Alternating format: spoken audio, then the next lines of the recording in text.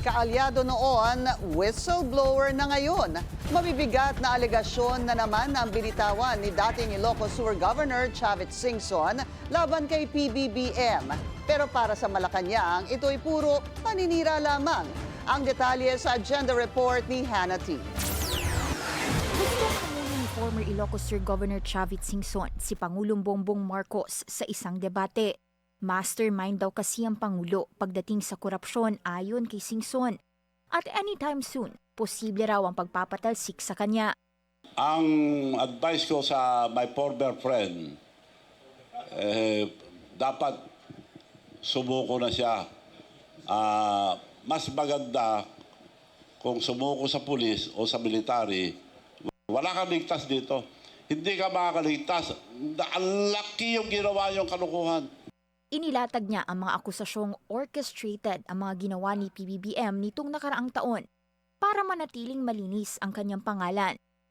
Halimbawa raw ang nooy pagpirma ni PBBM sa 2025 budget o General Appropriations Act sa kabila ng irregularities umano nito kabilang ang di umano'y invalid at blank line items. At dahil bumagsak daw ang public rating ng Pangulo, sinundan daw ito ng deliberate image building niya para magmukha raw itong mabait kabilang ang ilang serye umano ng scripted interviews ni PBBM. Si Singson na dating presidential friend at advisor, tila inilaglag ang Pangulo dahil noong 2024 SONA raw nito, ifinlex nito ang 5,500 flood control projects ng administrasyon at kalaunay ibinintang sa climate change at improper waste disposal ang pagbaha sa iba't ibang bahagi ng bansa. Pero nang pumutok daw ang flood control scandal sa 2025, hindi naman daw idinawit ni PBBM ang di umano'y tunay na sangkot. Binanggit na si Martin Romualdez. Naimbestigahan ba? Hindi pa up to now. Dahil pinsambuo niya ito, kasama niya mastermind. They're both mastermind. So up to now, ni investigasyon wala. Humarap na noon si former Speaker Martin Romualdez sa ICI at bahagi siya ng pinakakasuhan sa Ombudsman. Kasunod ng mga aligasyon tungkol sa pagtanggap ng di umano'y kickback sa infra projects. Una nang ibinahagi ni Singson na talamak daw ang tila maanumalyang proyekto sa Ilocos Region, ang balwarte ng pamilya Marcos.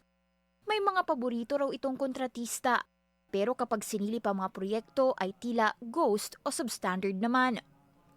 Hindi lang si PBBM ang inatake ni Singson. Si Palace Press Officer at Undersecretary Claire Castro, dati na raw attack dog ng Pangulo, pero kalaunay inappoint naman bilang USEC. After 13 days lang, yung last na banat niya kay BBM, after 13 days, Claire Castro was appointed USEC of the Presidential Commission Communication Office with a budget of 2.4 billion. Nagbago na. Attack dog pa rin, pero tuta na ni Marcos. Agarang sagot ng Malacanang. Tila pinipilit na lang daw dumihan ng mga nagawa at plano ng Pangulo. Alam na raw ng taong bayan ang pagkakaiba ng isang totoong makabayan sa isang gusto lang iangat ang bansariling kapakanan. Hindi raw nagpapakabayani si PBBM ayon kay Castro at obligasyon nitong linisin ng gobyerno. Pero dahil marami na raw naaapektuhan sa aksyon ng Pangulo, tila may mga gumagawa na lang daw ng mga kwento para ibagsak siya. Yan ay matapos hindi makinabang at hindi mapagbigyan ng iilan sa kanila, kaya raw pinipili ng mga ito manira. Una nang isiniwalat ni Singson ang pag-atras sa suporta sa Marcos administration sa kabila ng pagtulong nitong manalo si PBBM sa eleksyon. Tila kinalimutan na raw kasi siya ng Pangulo at hindi nabigyan ng director-level position ayon sa kanyang mga pahayag noong 2025.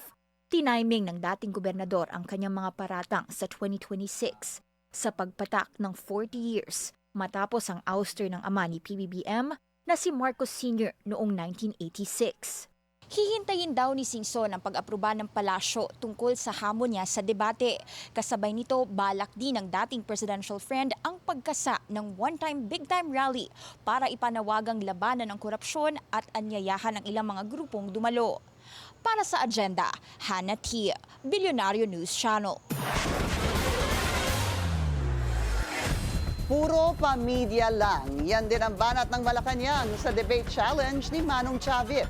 Dagdag ni Yusek Claire Castro, ang paglaban sa korupsyon ay hindi dinadaan sa debate, kundi sa pag-aksyon para mapanagot ang dapat managot.